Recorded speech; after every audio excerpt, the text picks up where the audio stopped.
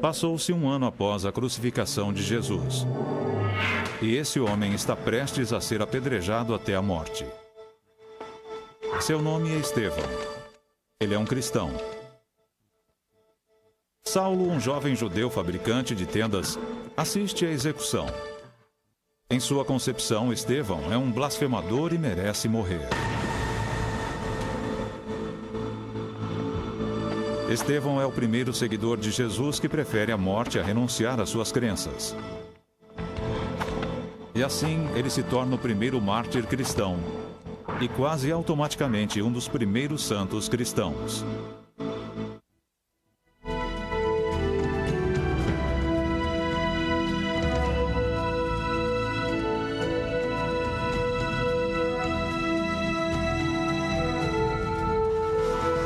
A Paixão dos Santos.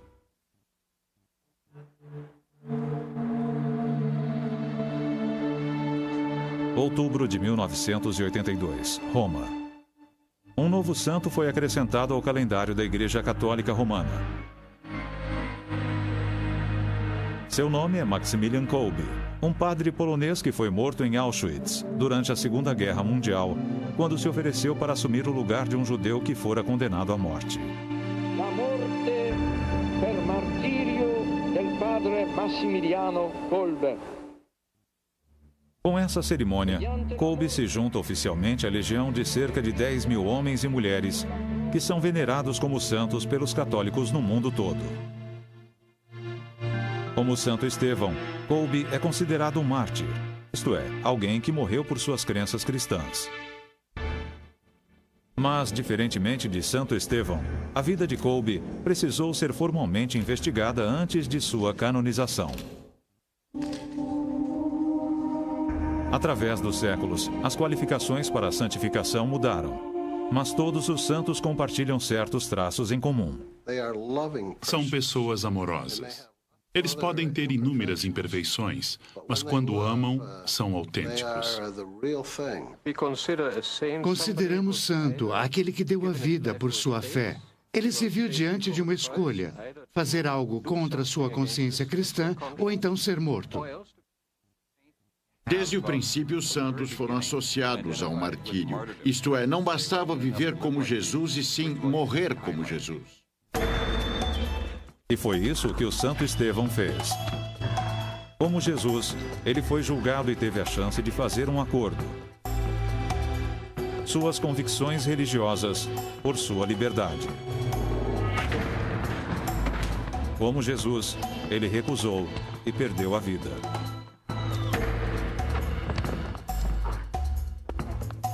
Nos anos posteriores, outros milhares seguiriam Estevão e escolheriam a morte. Saulo será um deles. Pouco depois, a caminho de Damasco para perseguir cristãos, Saulo terá um encontro com uma luz ofuscante e uma voz. Transformado pelo milagre, ele deixará Damasco como cristão e usando um novo nome, Paulo. E embora, assim como Estevão, ele mais tarde pague com sua vida, Paulo levará essa nova religião herética à vitória e influenciará todas as gerações de pensadores cristãos até hoje.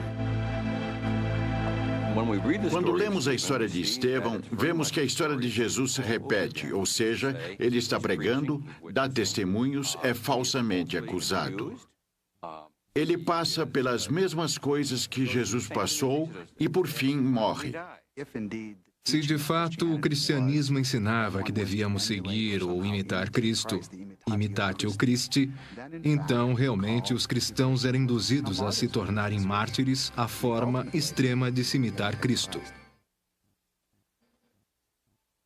Nos 30 anos seguintes, as pequenas comunidades cristãs que surgiram por todo o Mediterrâneo, em Chipre, na Ásia Menor e na Grécia, se multiplicariam. Houve perseguições esporádicas e até o martírio ocasional, embora não difundido ou sistemático. Mas isso iria mudar.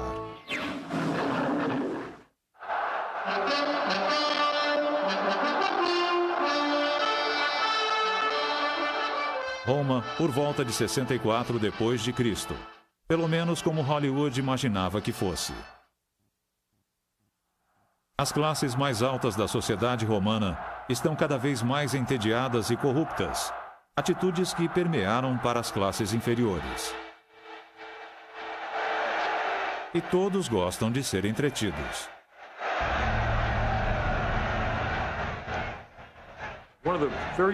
Uma coisa muito curiosa sobre os romanos é a enorme sede de sangue que tinham por jogos, nos quais animais lutavam contra animais ou homens contra homens.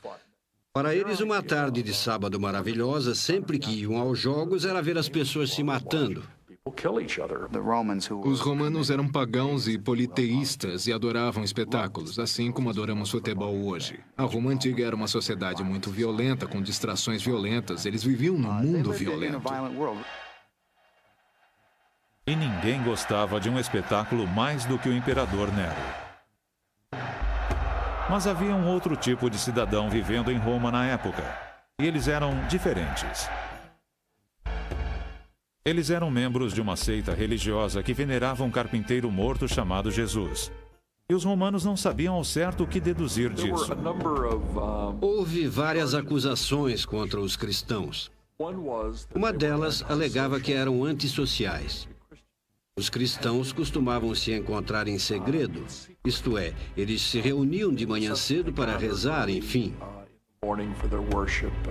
E os romanos eram quase paranoicos em relação a sociedades secretas. Quando há um tipo de sociedade secreta, começam a surgir rumores. Um desses rumores dizia que os cristãos eram canibais, e isso talvez se deva às crenças cristãs sobre a Eucaristia. O pão e o vinho são o corpo e o sangue de Cristo. O outro dizia, e isso é comum sobre quem é discreto sobre sua vida, que eram sexualmente promíscuos.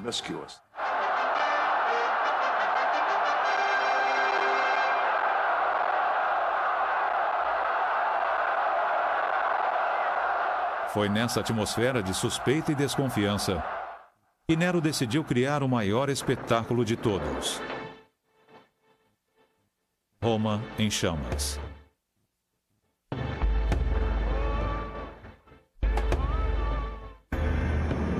Roma está em ruínas. Quando correm os rumores de que foi o próprio Nero responsável pelo incêndio, o clima nas ruas fica feio. Nero precisa de um bode expiatório e acha um.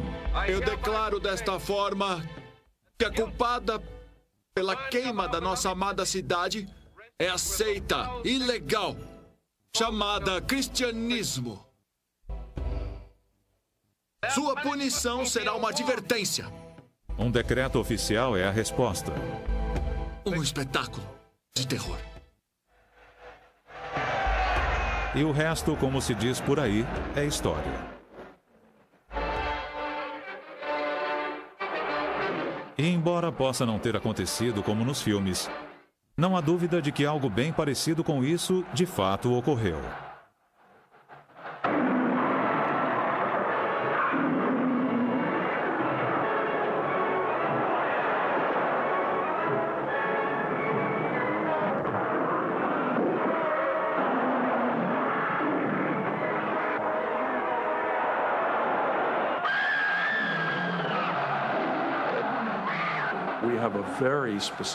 Temos uma descrição bem específica sobre a atitude de Nero. Tácito diz que uma das coisas que Nero fazia era despejar piche ou alcatrão sobre os cristãos, içá-los em postes e atear fogo como forma de prover iluminação para os guardas. Ele também os cobria com peles de animais selvagens e soltava os cães de caça atrás deles.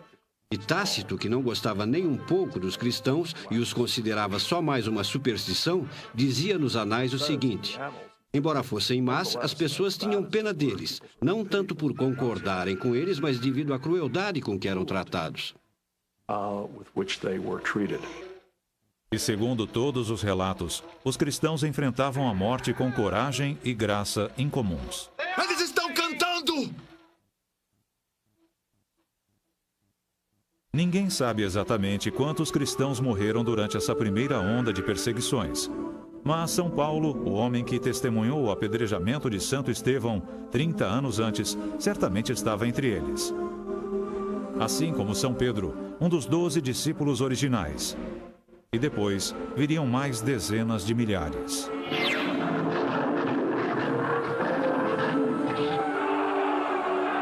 Em meados do século II, o escritor cristão Tertuliano pôde observar de forma seca e objetiva: se o Tibre inundasse suas margens, as estrelas ficassem imóveis ou a terra tremesse, o grito nas ruas era sempre o mesmo: os cristãos aos leões.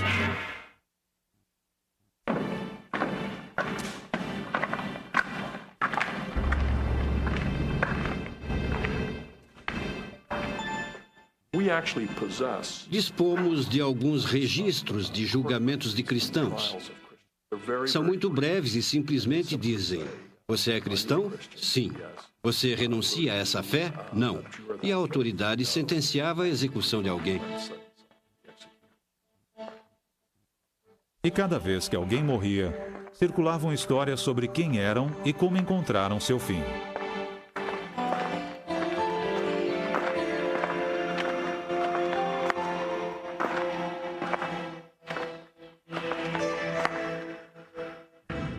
Um relato em primeira mão nos chegou através de Perpétua, de 21 anos, aprisionada com sua escrava grávida Felícitas.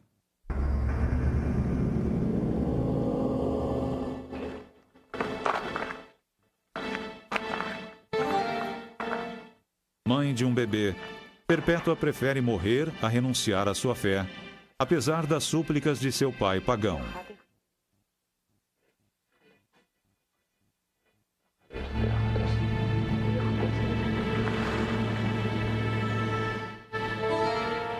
Ela se despediu do pai e da criança e se preparou para morrer.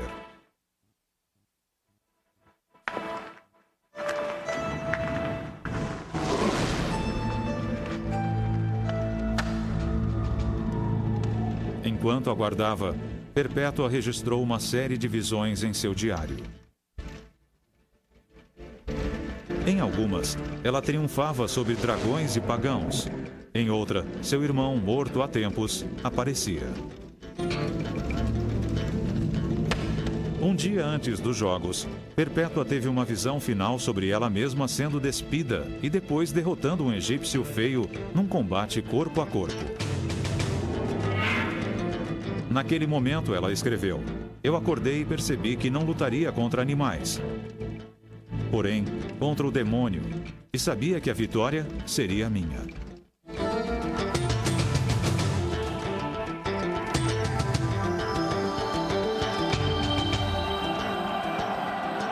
Para Perpétua e Felícitas, o fim viria através dos chifres de um touro enfurecido. Primeiro ele atingiu Perpétua, depois foi atrás de Felícitas. As mulheres levantaram-se diversas vezes, mas o animal não as liquidava. No fim, Felícitas foi decapitada. Depois, um jovem gladiador desajeitado tentou decapitar Perpétua, mas só a mutilou. Finalmente, ela mesma guiou a espada até seu pescoço, aceitando a morte em nome de Cristo. De certa forma, os mártires se sentiam quase livres para invocar a morte e era isso que faziam. Muitos exortavam as autoridades a matá-los. Há várias histórias sobre mártires que, literalmente quase debochando, se postavam ante as autoridades romanas, recusavam sacrifício pelos deuses pagãos e, com isso, pediam a morte. E aceitavam de bom grado. Temos a história de São Lourenço, o famoso mártir que foi assado vivo numa grelha. A certa altura, é uma história estranha, mas a certa altura ele diz que um lado já está no ponto e pede para ser virado. Inácio foi uma dessas pessoas que realmente parecia receber com prazer a morte.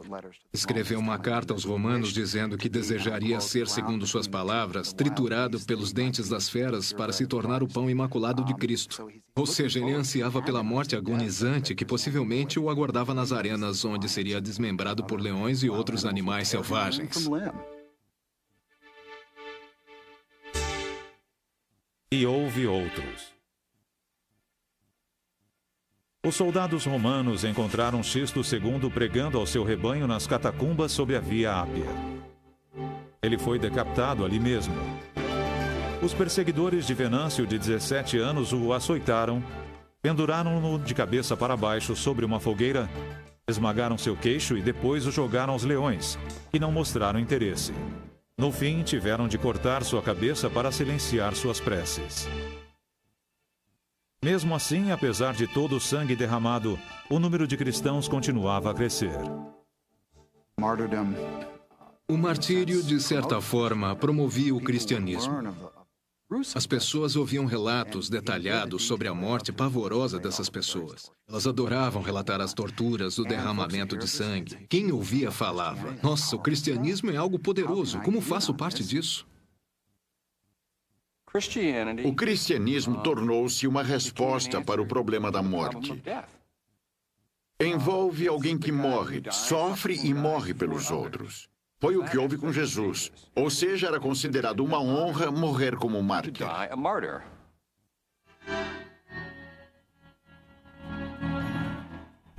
Por volta dos anos 70, os cristãos estão ativos na Espanha. No ano 100, na área do Mar Negro. No início do século II, há cristãos na França e na Grã-Bretanha. O cristianismo cresceu quase que por divisão celular. As igrejinhas caseiras viraram igrejas maiores e formaram redes comunitárias para as pessoas. E essa foi uma parte muito atraente do antigo cristianismo.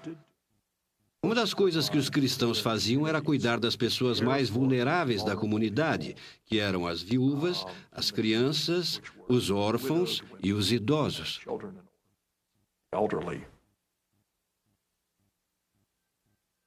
Os cristãos se organizavam através do poder investido nas mãos de bispos locais.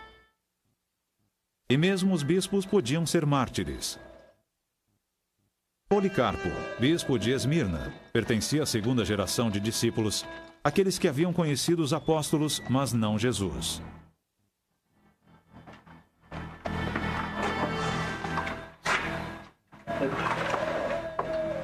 Policarpo tinha 86 anos quando houve uma violenta perseguição. Quando os romanos vieram prendê-lo, ele os convidou a compartilhar de sua refeição e depois foi de bom grado. Ele pediu aos amigos que não se preocupassem. Já havia previsto o seu martírio numa labareda. Ele foi levado à arena e, após se recusar 3 vezes a renunciar à sua fé, foi queimado vivo.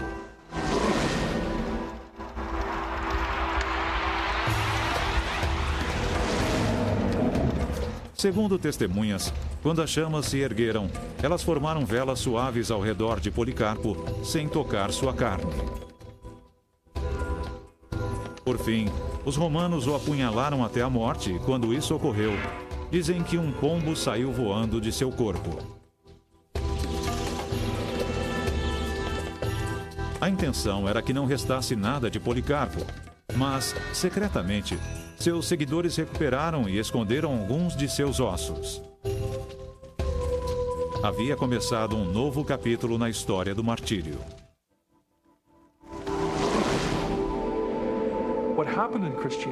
No cristianismo, quando os mártires morriam, seus corpos eram enterrados em cemitérios cristãos. E as pessoas, no aniversário de sua morte, que elas chamavam de dia do nascimento, dias natales, isto é, o dia em que nasceram no paraíso, iam orar nesses locais.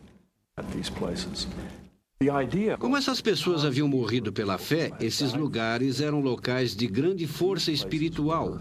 Ou seja, era ali que Deus, em particular, poderia ser ouvido, que a força e a graça dos santos poderiam interceder pelas pessoas. As catacumbas fora de Roma eram um desses locais, embora sua função tenha sido mal interpretada. Ao contrário de todos aqueles filmes que passam na televisão, os cristãos não se escondiam nas catacumbas durante o período de perseguição. Eram cemitérios, não tinham nem o nome de catacumbas na época dos romanos. Esse era o nome de uma das catacumbas. Eram locais de sepultamento, e os cristãos iam até lá no dia do martírio de um santo para cerimônias religiosas ou visitar o local. Mas não se escondiam. Os cristãos não eram ogros que viviam sob a terra se escondendo das autoridades romanas.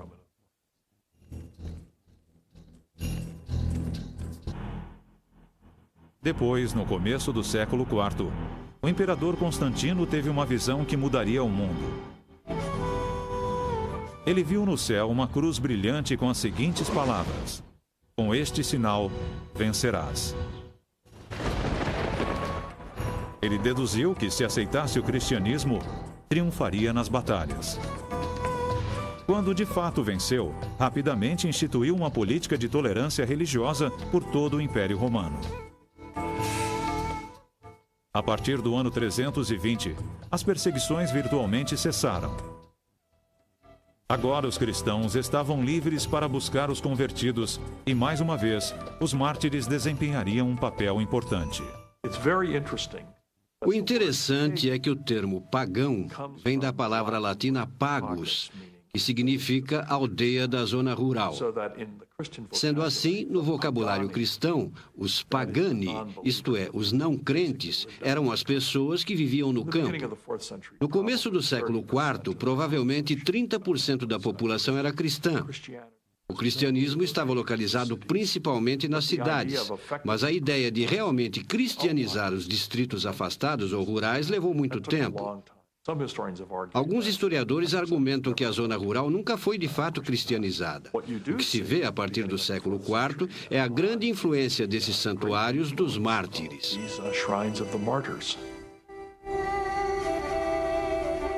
A partir do século IV, o cristianismo começou a se deslocar para o norte. Era muito comum, à medida que a igreja cristã começou a evangelizar fora das áreas tradicionais do Império Romano, que os cristãos destruíssem os templos pagãos.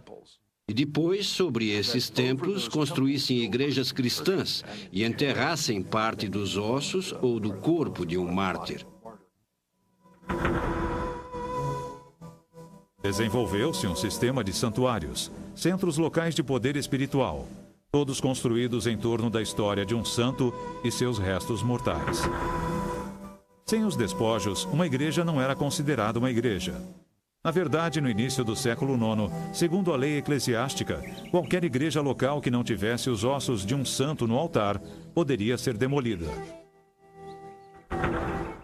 Como era de se esperar, a demanda por restos mortais aumentou. O que acontecia se você fosse cristão e vivesse numa cidade que não tivesse o túmulo de um mártir? A tendência era achar o corpo de um mártir e levá-lo até o local, e assim também dispor de um local sagrado onde o poder desses mártires pudesse ser vivenciado pelas pessoas.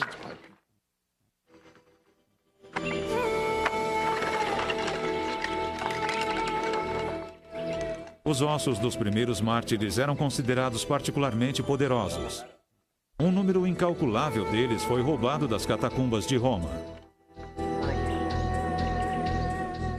O esqueleto de um único santo podia ser quebrado e vendido a várias igrejas diferentes. Isso estimulou o tráfico de restos mortais, fosse ele legal ou ilegal.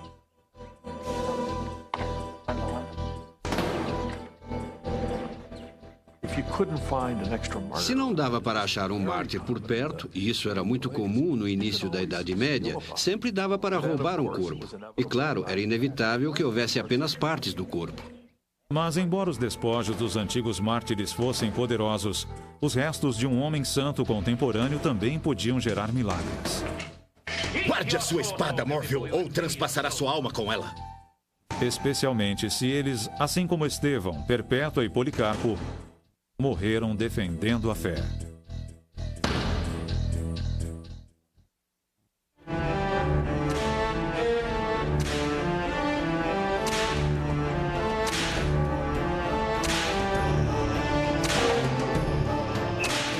Na praça da cidade, sob a sombra da grande catedral de Canterbury, um homem está sendo açoitado.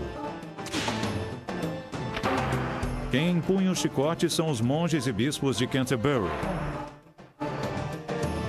E o homem açoitado é Henrique II, rei da Inglaterra.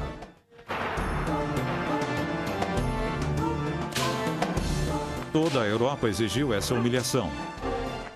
E o rei se submeteu voluntariamente a ela, porque numa explosão de raiva, resmungou que gostaria de ver morto um velho amigo.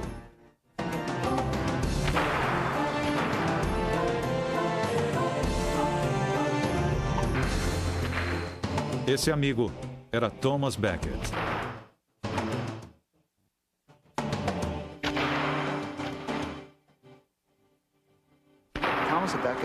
Thomas Becket se tornou popular após sua morte porque era uma espécie de santo local.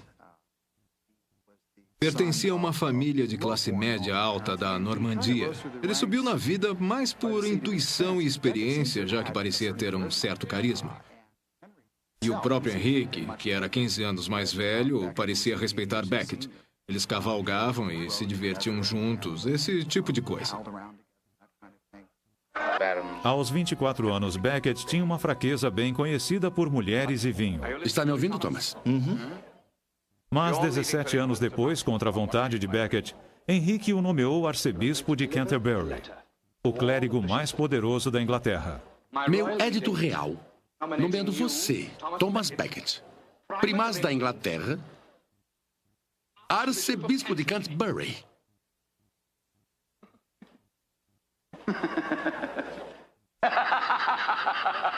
Cale-se!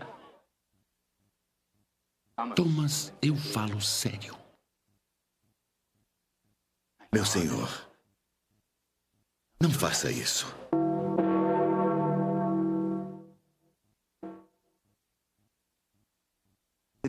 No dia em que se tornou arcebispo, ele passou a ter religião. Começou a usar um cilício sob as vestes, a comer frugalmente e, o mais importante, ele começou a se opor a Henrique II em questões da igreja e do Estado na Inglaterra. As questões da igreja em oposição às de Estado acabaram por separar os dois velhos amigos. Você não pode permitir. Não pode recusar. Está se levando a sério como arcebispo? Eu sou o arcebispo, senhor. Após excomungar alguns membros da corte de Henrique por conflitos envolvendo propriedades da igreja, Becket sabiamente fugiu para a França. Eu devia voltar e lutar com as armas que você gentilmente me deu.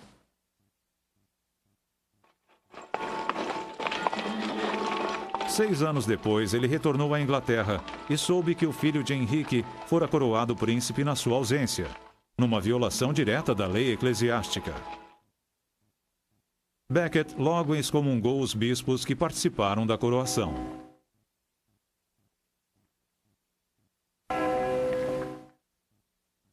Enquanto ele estiver vivo, eu tremo. Fico abalado. Eu sou o rei.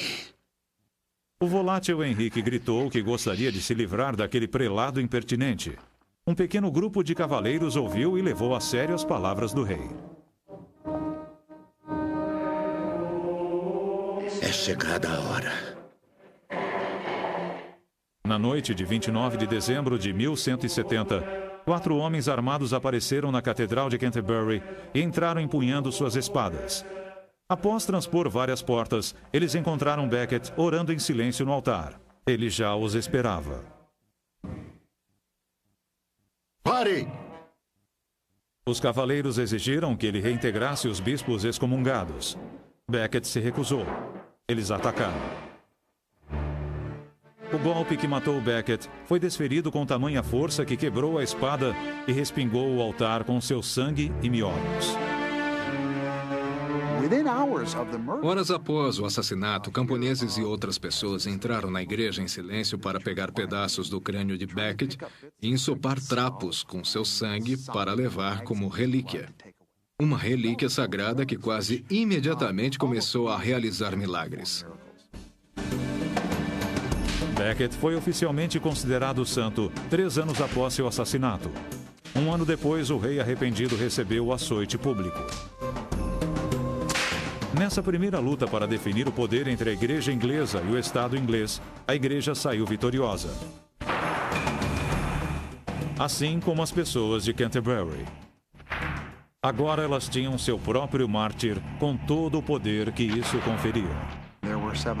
703 milagres foram atribuídos a ele nos 10 anos após sua morte.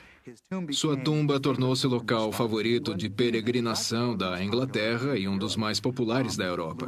Luís VII da França foi o primeiro rei francês a visitar o solo inglês. Durante a última parte do século XII, ele visitou o santuário de Thomas Becket, um dos mais populares santuários de peregrinação de todos os tempos.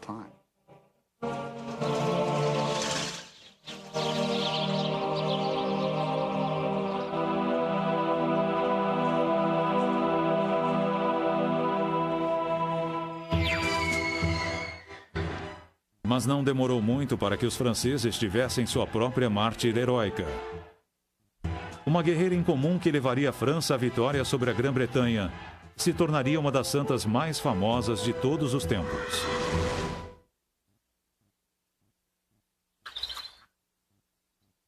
Filha de camponeses, ela nasceu num pequeno vilarejo francês perto do rio Meuse. Ela era a quarta de 5 filhos. Seu nome era Joana. Nos seus primeiros 13 anos de vida, ninguém notou nada de especial sobre a garota, a não ser que costumava ser modesta e religiosa. Apenas uma criança normal que acabaria por mudar a história.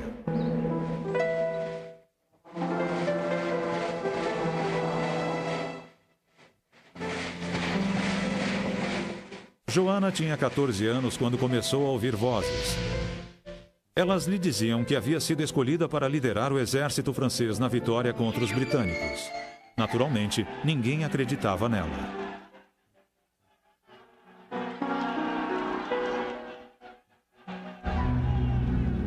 Não há nenhuma pessoa no mundo, nem reis ou nobres ou príncipes que possa ajudar a França que nós amamos.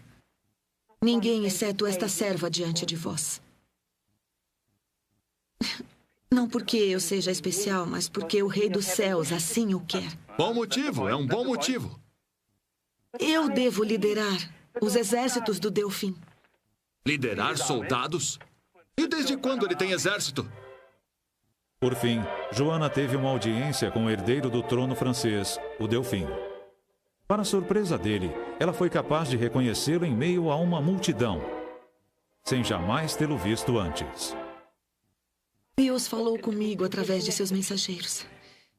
E ele deseja que eu o ajude a se tornar o rei da França. Mas o Delfim se mostrou cético até que Joana lhe disse algo em particular.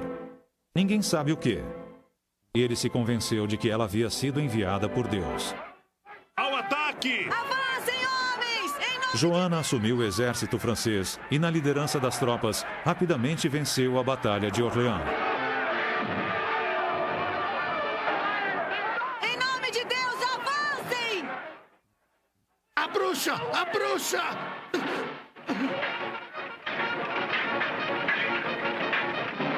Avancem todos! A vitória será nossa! Não será! Não sua, demônio maldito!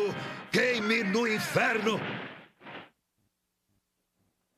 A morte pelo fogo é uma coisa horrível.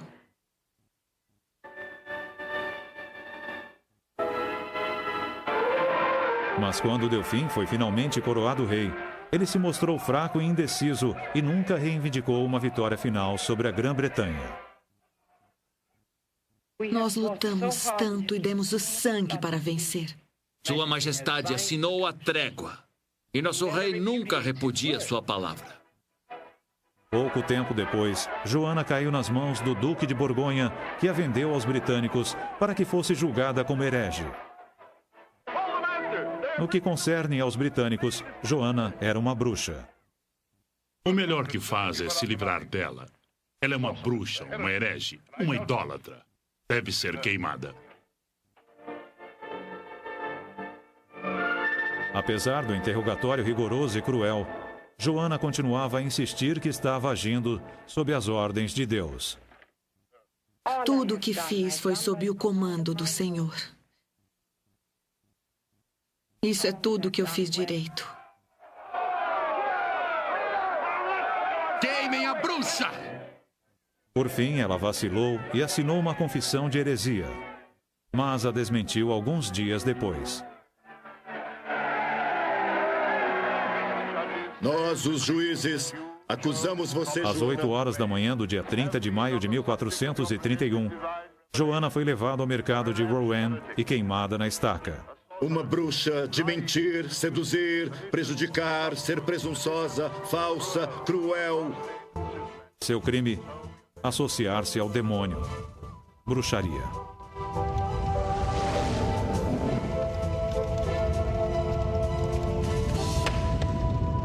Ela ainda não tinha 20 anos. Alguns anos após a execução, a mãe de Joana conseguiu reverter o julgamento da Corte Eclesiástica Britânica que havia condenado sua filha, embora a maioria dos ingleses continuasse a considerar Joana sob suspeita. O interessante é que, por outro lado, os franceses a adoravam. Ela se transformou na santa padroeira da França e recebeu os créditos pelo reverso da sorte dos franceses na Guerra dos 100 Anos. Mas, em vez dos 3 anos que Becket levou para ser declarado santo, quase 500 anos se passaram antes que a mesma honra fosse concedida a Joana. Por fim, em 1920, ela foi canonizada. Aí vem a pergunta. Um lado politicamente a considera uma santa, já o outro lado politicamente a vê como herege e bruxa. Qual o certo?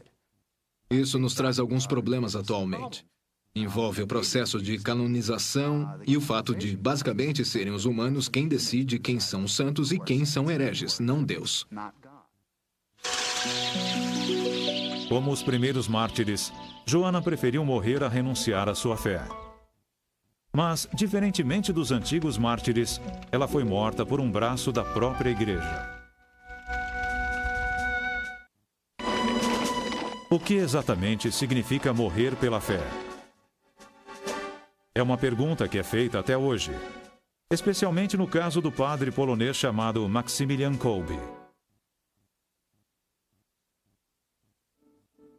Maximilian Kolbe nasceu em 1894 de uma família pobre numa cidadezinha polonesa e era o segundo de 5 filhos. Por volta dos 10 anos, ele teve uma visão extraordinária. Nela, a Virgem Maria veio até ele oferecendo 2 rosas. Uma era branca, significando pureza. A outra vermelha, significando martírio. O pequeno Maximilian aceitou as 2 resolutamente. E não contou a ninguém, somente a sua mãe.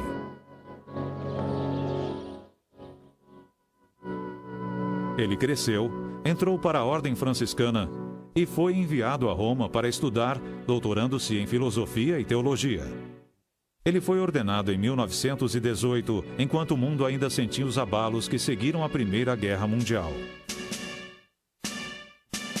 Kolbe retornou à Polônia, onde fundou uma revista católica popular, criou o maior mosteiro do mundo e chegou a fundar uma missão no Japão. Quando os nazistas invadiram a Polônia em 1939, Kolbe abriu as portas de seu imenso mosteiro a milhares de refugiados judeus. Dizem que ele nunca recusou ninguém que buscasse um refúgio seguro. Mas era um homem marcado. Em 1941, os nazistas o prenderam por traição e o enviaram ao campo de concentração em Auschwitz. Lá, ele dividia suas parcas rações com os outros e confortava aqueles que haviam perdido seus parentes, amigos e, às vezes, a fé. Achtung! O aviso começava como todos os outros. Achtung! Von euch wird jeder Zehnte verurteilt, an Hunger zu sterben. Um prisioneiro do bloco 14 havia escapado e, em represália, 10 de seus companheiros de cela deveriam morrer.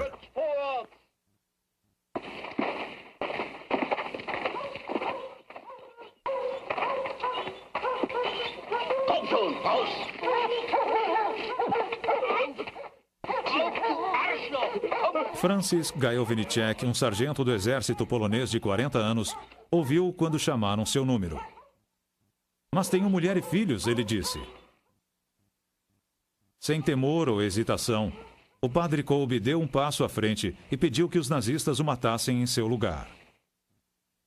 Gut. Para o comandante não fazia diferença quem morria.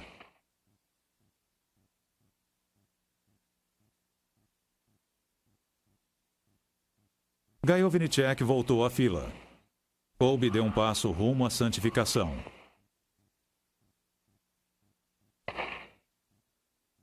Embora Kolbe não fosse a única pessoa capaz de fazer um sacrifício tão heróico, o que ele fez espalhou-se rapidamente pelo campo. Tempos depois, um sobrevivente de Auschwitz declarou: "Ficamos sabendo que um de nós, naquela noite tenebrosa da alma, elevara o gesto de amor às alturas. Alguém desconhecido, torturado e destituído do nome e da posição social, enfrentou uma morte horrível no lugar de alguém com que não tinha nenhum parentesco. Ficamos aturdidos com esse gesto que, para nós, se transformou numa poderosa explosão de luz no campo escuro." Entretanto, no que dizia respeito à igreja, Kolbe não morreu como mártir pela fé católica no sentido estrito do termo. Isto é, ele não foi escolhido para morrer devido a qualquer animosidade em particular com relação às suas crenças.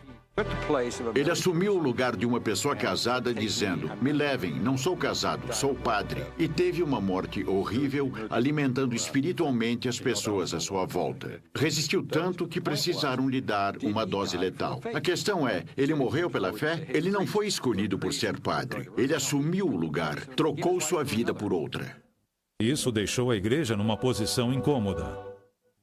Ao ouvir a história de Kolbe, qualquer um saberia instintivamente que ele era um santo. No entanto, tecnicamente, ele não foi um mártir da fé.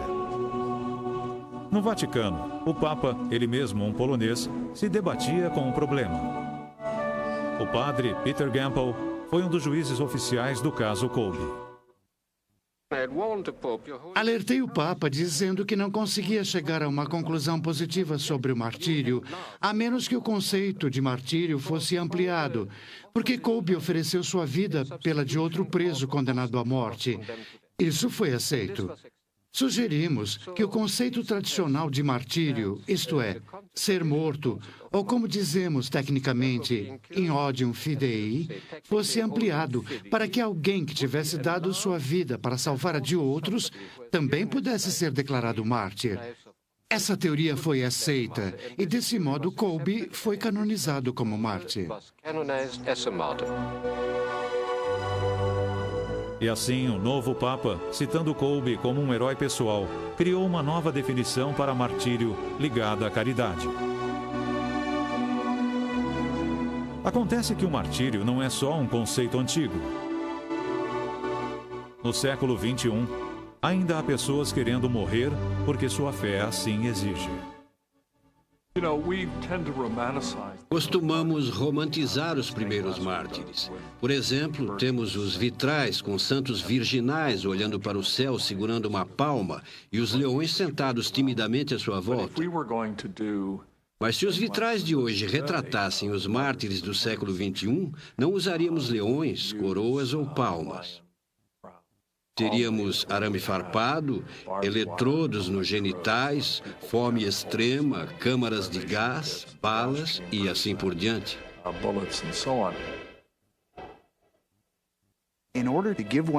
Entregar-se a esse tipo de dor física de uma forma prazerosa e quase sorridente exige uma coragem extrema.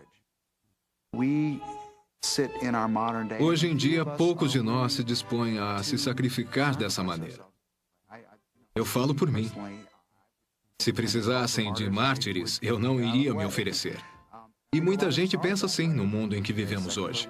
Passar por esse tipo de coisa exige uma devoção extrema, um tremendo compromisso com a fé. É uma fé e um comprometimento que não existem no mundo atual, tirando algumas exceções. Mas exige muita coragem. É preciso coragem para ser mártir. Todos os primeiros mártires eram, acima de tudo, pessoas reais. Seres humanos de carne e osso, com uma crença permanente na mensagem de Jesus Cristo. De origem humilde e dos cantos sombrios de Jerusalém, a comunidade cristã cresceu e se multiplicou. Quando necessário, muitos cristãos desistiram de suas vidas de bom grado. Durante séculos, através de sua extraordinária fé, coragem e capacidade de sacrifício, os santos mártires fizeram nada menos que mudar o mundo para sempre.